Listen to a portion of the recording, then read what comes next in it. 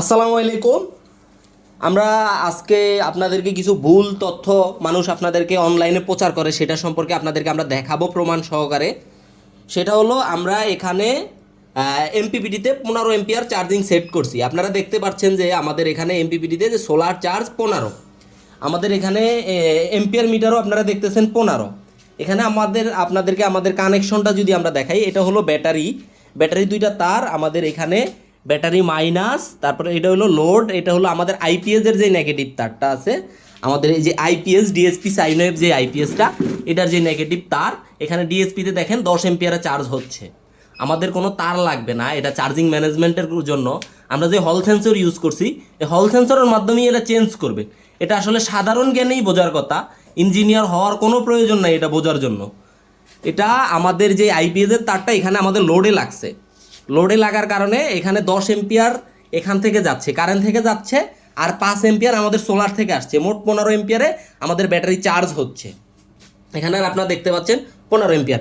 আমরা যদি এখান থেকে আমাদের মেন লাইনের কারেন্টটা অফও করে দিই, আপনারা দেখতে পারবেন যদি মেন লাইনের কারেন্টটা অফও করে দিই, আমাদের এখন দেখেন এসি ইন নাই, এসি আউট হয়েছে, ইনভার্টার অন, এখন লোড 0 আমরা কোনো লোড দিই নাই।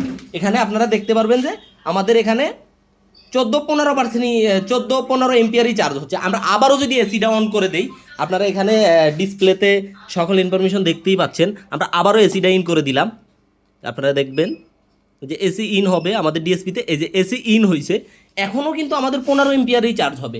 সে ব্যাটারিতে কোনো রকম আমরা 15 এম্পিয়ার সেট করছি, 15 এম্পিয়ারের উপরে কখনোই উঠবে না, কারণ এটা হল সেন্সরের মধ্যে দিয়ে আমাদের চার্জটা যায়। যদি 15 এম্পিয়ারের বেশি আসে, সেটা অটোমেটিকলি অফ করে দিবে, আমাদের এখান থেকে অটোমেটিকলি অফ করে দিবে।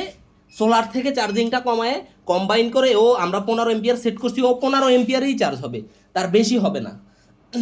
এটাই আপনাদেরকে আমরা দেখানোর জন্য ভিডিওটা খুব শর্টকাটে করলাম।